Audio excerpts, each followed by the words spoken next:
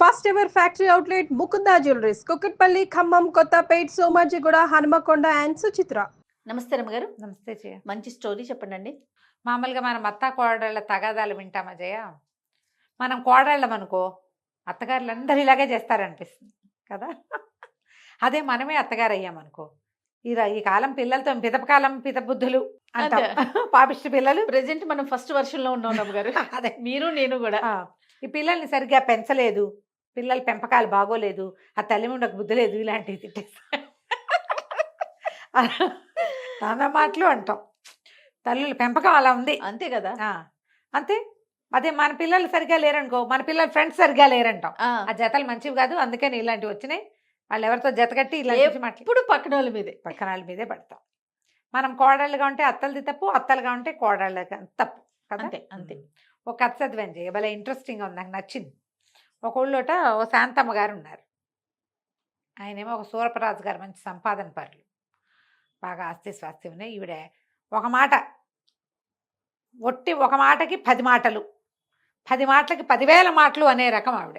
Okay, very good. కయ్యానికి కాలు దూవుతుంది, ఏ చిన్నది వచ్చినా విసుకుంటూనే ఉంటుంది, రుంజుకుంటూ ఉంటుంది, పైకి అనేస్తుంది, నీదే తప్పు అంటుంది, మీ వాళ్ళందరూ ఇంతే అంటుంది, నీలాంటి వాళ్ళని ఎంతమందిని చూడలేదు అంటుంది, నేను ఇంత పనితి తెలుసు, మీ అమ్మ కూడా ఇంతే అంటుంది. ఇక ఇన్ని రకాలుగా అనే ఈ మామూలు కోపిష్టిది కాదు. ఇలా ఉంటే వాళ్ళని ఆపలేక మొగుళ్ళు ఊరుకుంటారు, పిల్లలు నోరు మూసుకూరుకుంటారు చెయ్య, వదిలేస్తారు కదా. ఇక వాళ్ళు భరించలేక, వాళ్ళ నస భరించలేక వదిలేస్తే పోతుంది.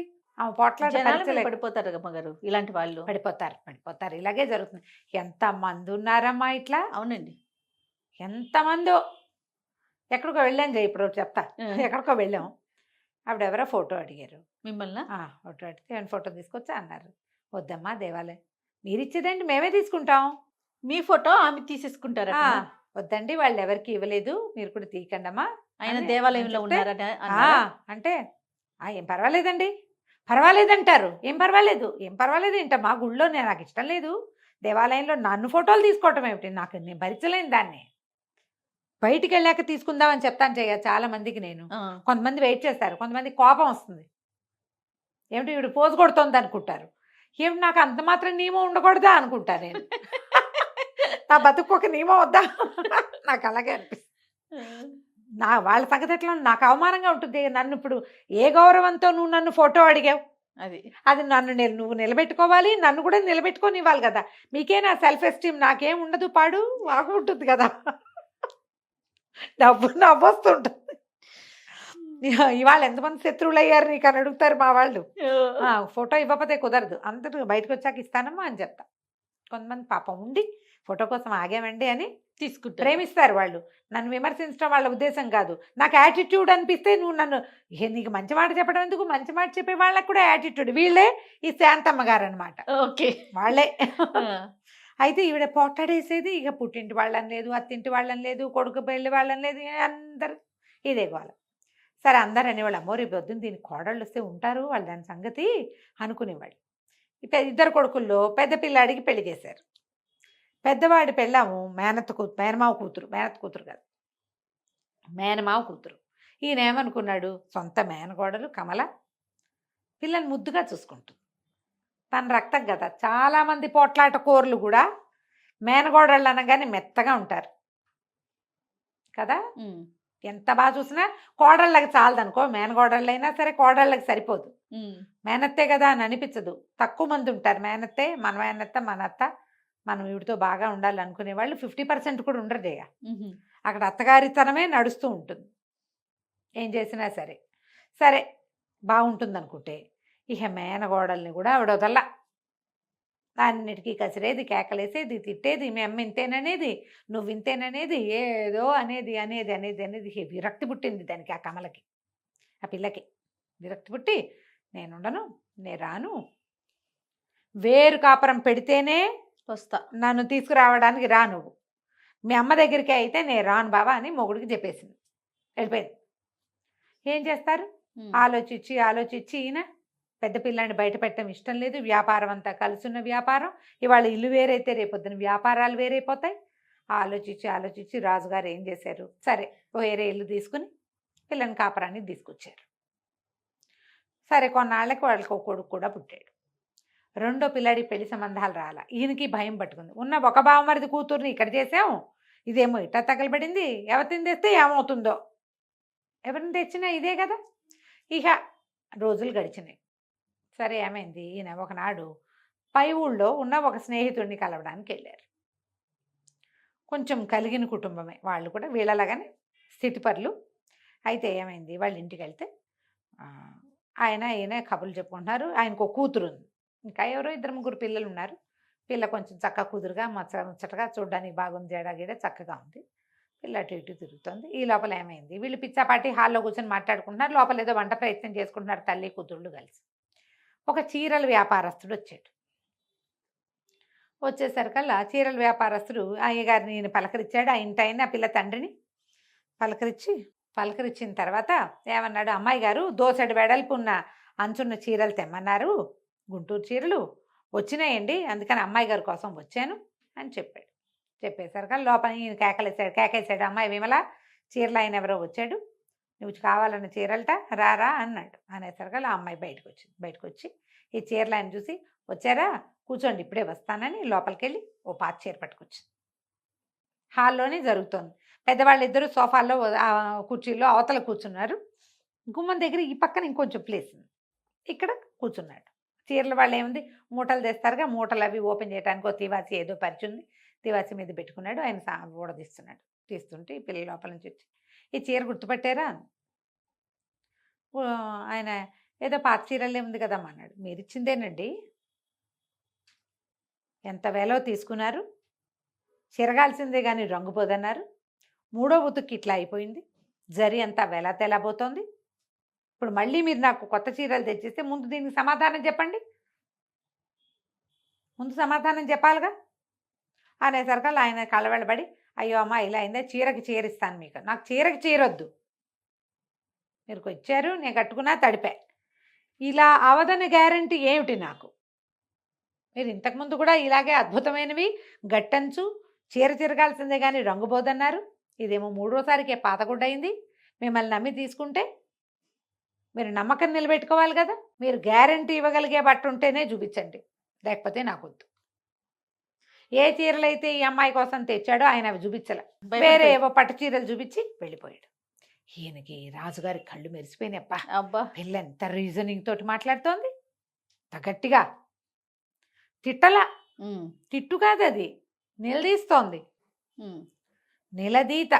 సరే ఏమన్నాడు ఈయన స్నేహితుడితో చెప్పాడు, ఏమో వెంకటరత్నం నువ్వు నాకు ఒక మాట ఇవ్వాలోయ్ అన్నాడు.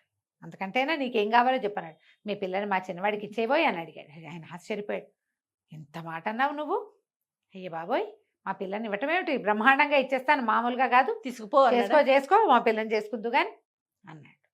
ఈయన ఇంటికి వెళ్ళి పిల్లని కుదిర్చాననే సరుకులు ఆవిడ రుసరుసలాడి దుమదుమలాడి పిల్లని చూడకుండా నేనా అదే ఇదా అంది. కానీ ఆయన ఆ వెంకటరత్నం గారు బాగా పెట్టుపోతా బాగా చూపించేసరికి మేనగోడలు తెచ్చిద్దారు కంటే ఇంకో గుప్పెడు ఎక్కువే వచ్చినాయని ఊరుకుంది. ఈయన ఏమనుకున్నాడు, కమల మెతకది, కొడుక్కి చెప్పాడు, మీ వదినేమో కమల మెతకది, మీ అమ్మకి సమాధానం చెప్పలేకపోయేది, మీ అమ్మ ఒకటేసి రెండేసి ఆవిడ తిట్టేది, ఈ పిల్ల మంచి రీజనింగ్ ఉన్న పిల్లరా, మీ అమ్మ నోరు కట్టు, గోల ఉండదు, నువ్వైనా మాతో కలిసి ఉందు కానీ, ఈ పిల్లలు లేని ఈ ఇల్లు ఏమి ఇల్లు, మనవాడు పుట్టాడు పిల్లాడు అక్కడ దోగాడుతున్నాడు, మన ఇల్లు ఏమి ఇటాగే బోసి ఇల్లుగా ఉంది, పెద్దవాళ్ళు అందరిస్తే పిల్లలు లేరు, నువ్వు వెళ్ళిపోతే మేమే మిగులుతాం, నాకు మనవాడి ముద్దు ముచ్చట్లు చూసుకోవాలని ఉంది అని కొడుకుని ఒప్పించాడు. కొడుకు కూడా ఓ పూట వచ్చి ఏ విమలని చూసి సరేనన్నాడు. సరేనంటే సరే వచ్చింది విమల. పిల్ల మంచి పనిమంతురాలు, పని వాళ్ళతో ఉండి పని చేయించగలదు, అవసరమైతే నడుమంచి పని చేస్తుంది. ఏ 15 రోజులు 20 రోజులు ఊరుకుందో శాంతమ్మ గారు. ఆ తర్వాత 4 విసిరేది, పిల్ల కిక్కుమనేది కాదు, ఎంత సహనంగా ఉండేదో. అత్తగారు ఏమైనంటే తలొంచుకుపోయేదే కానీ తిరిగి సమాధానమే చెప్పల, ఆవిడ అరుపులే వినపడేవి, ఎందుకు మాట్లాడతారు అట్లా అనేది కాదు. రోజులు గడుస్తున్నాయి. ఈయనకి ఆ పెళ్ళం రంకెలు వేసేయటం, వరిచేయటం, కుక్కిని పోయిన పెనల్లే మాట్లాడవు, మూగి ముద్దలాగా మాట్లాడవు అని అంటాం భార్య వింటూ ఉండేవారు. ఇప్పుడు ఏంటి పిల్ల తెలివిగలది, మాటకి మాట అనగలదు, బోల్డంత రీజనింగ్ ఉంది, నిలదీసే సత్తా ఉన్న పిల్లని చేసుకుంటే ఇది ఇట్లా నోరు మూసుకుని తిట్లు తింటోందే. రేపు నాటికి ఎప్పుడో అప్పుడు కొడుక్కి విసుగు పుట్టినా దీనికి విసుగు పుట్టినా బయటికి వెళ్ళిపోతారు. మళ్ళీ ఒంటరి ఇల్లు సంప్రాప్తం అవుతుంది, పిల్లలు లేని ఇల్లు. ఏం చేయాలో తెలియలే. ఒకనాడు ఏమైంది, శాంతమ్మ గారు గుళ్ళో పురాణం ఉందని వినడానికి రోజు వెళ్తుంది. ఆయన ఏం చేశాడు, రోజు వెళ్తుంది, ఇవాళ కూడా వెళ్తుందని ఇంటికి వచ్చాడు దుకాణం నుంచి. ఆవిడ వెళ్ళిపోయింది గుళ్ళోకి.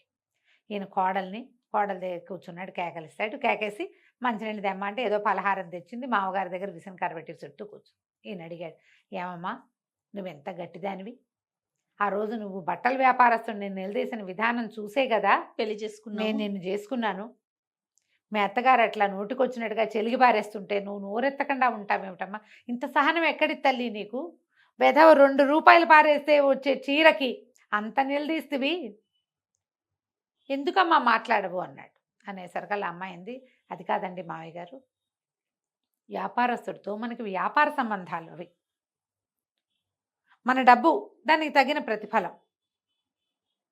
మనం ఒక వస్తువు కొన్నామంటే దానికి తగిన డబ్బు ఇచ్చుకుంటాం, మన డబ్బుకి తగిన ప్రతిఫలం చీరలోంచి రావాలి, వస్తువులోంచి. అది సరిగ్గా లేకపోతే మనం అడగాలి. నేను అందుకని అడిగాను. ఇప్పుడు ఇక్కడ నన్ను నానా మాటలు అనేది మా అత్తగారు, నా భర్తకి తల్లి, మా ఇంటి పెద్ద ముత్తైదువు. నేను ఆవిడ ఏమంటాను, ఏమైనా అంటే ఇప్పుడు వ్యాపారస్తుడు వాడు కాకపోతే ఇంకోటి వస్తాడు, ఈవిని తిడితే నాకు ఇంకో అత్తగారు వస్తుందా, తిరగబెడితే ఏముంది, తెగిపోతుంది. అక్కయ్య ఎట్లాగే కదా తెంపుకుని వేరే చోటకి వెళ్ళిపోయింది, నేను కూడా తెంపేస్తే ఎంతసేపు అనటం, అనగలిగి ఉండి ఎందుకంటలేదంటే తెంపేస్తే తెగిపోతుంది. ఏదో 4 మాటలు ఉంటుంది, పెద్దది, మా అమ్మ అయితే ఊరుకోనా నేను, అందుకని ఊరుకుంటున్నా. ఏం చెప్పాలో తెలియలే ఆయనకి. సరేనమ్మా నీ ఓపిక, సహనమంతరాలివి. సరే భార్య వచ్చింది, కాసేపటికి వచ్చాక ఆవిడ లోపలికి వచ్చి కూర్చుంది కామ్గా. ఏమండి దగ్గరలో మంచి రోజు ఏముందండి అని. నాకేం తెలిసే, నీకంటే మంచి బాగా తెలుసా నాకు అంటే, కాదండి ఒక మంచి రోజు చెప్పు. ఇప్పుడు ఏం చేస్తావు నువ్వు, ఏ శుభకార్యం చేయబోతున్నావు, ఎవరిని తూర్పారు పట్టడానికి ముహూర్తం కావాలి నీకు అని అడిగాడు. ఎవరితో తగాదా పెట్టుకోవడానికి ముహూర్తం కావాలంటే, కాదండి పెద్ద అబ్బాయిని కోడల్ని మనవడిని ఇంటికి తెచ్చుకుందాం మంచి రోజు చూసి అన్నాడు. అనేసరికి ఏమిటో నీకు ఇలాంటి బుద్ధి వచ్చింది అన్నాడు. ఏం చేయనండి, గుళ్ళోకి వెళ్ళా, ఇవాళ పురాణం లేదుట, ఇంటికి వస్తే వాకిట్లో కోడలు మీరు మాట్లాడుతున్న మాటలన్నీ వినపడుతున్నాయి, అక్కడే కూర్చొని విన్నాను, ఆలోచించుకున్నాను, ఈ పిల్లని చెడగొట్టుకుంటే నాకు మంచినీళ్ళు పోసే దిక్కు కూడా ఉండదు, అది ఊరుకుంటోందని నేను రెచ్చిపోతున్నాను, ఆ కాస్త తీరాక ఇంకేముంది అనేసరికి ఆయన మెచ్చుకున్నాడు. పని ఇది కదా కరెక్ట్గా సరైన ఆలోచన. కోడళ్ళ శాంతమే అత్తగారులకి ఒక్కొక్కసారి ఆహారం కింద ఉంటుంది, అత్తగారి శాంతము కోడళ్ళకి అలాగే ఉంటుందమ్మా. తెంపుకుంటే ఎంతసేపు, ఏ బంధమైనా తెంపేస్తే ఎట్లా పోని నువ్వు తెంపేస్తావు, అత్తగారు తెంపేస్తుంది అనుకుందాం, కోడలు తెంపడం గురించి కూడా మాట్లాడదాం. అత్తగారులు తెంపేస్తారు కోడళ్ళతోటి, చిచ్చిపో నా ఇంట్లో ఉండటానికి వీల్లేదు. అదేమో నీ కొడుక్కి పెళ్ళాము, నీ మనవలకి తల్లి, నీ ఇంటి దాన్ని సంపదని పంచుకునేది, ముందుకు తీసుకెళ్ళేది. ఎట్లా తెగిపోతుంది ఆ బంధం, తెగదు. పోనీ నువ్వు అత్తగారితో తెంపేస్తావు, కోడళ్ళు తెంపుతున్నారు కదా ఇప్పుడు ఈ కాలం అదే కదా, అత్తగారితో తెంపేస్తావు. అది నీ మొగుడేమో అత్తగారు కన్న కొడుకు, నీ పిల్లలేమో అత్తగారి మనవలు, నువ్వు అనుభవించేదేమో అత్తగారి వంతుకొచ్చిన ఆస్తి, నువ్వు పెట్టేదేమో ఇంటి పేరు అత్తగారింటి పేరే. నువ్వైతే మీ నాన్నింటి పేరు ఉంచుకోగలవు కానీ నీ పిల్లలకి మీ నాన్నింటి పేరు పెట్టలేవు కదా, పెట్టలేవుగా, మొగుడింటి పేరే పెట్టాలి. అంటే అది ఎవరిది, అత్తగారిది కదా. ఎక్కడ తెగుతుంది జయ ఇది, అస్సలు ఎందుకు ఆలోచించరో నాకు అప్పటికీ అర్థం కాదు. ఆవిడ నన్ను అలా అంది ఇలా అంది అంటారు.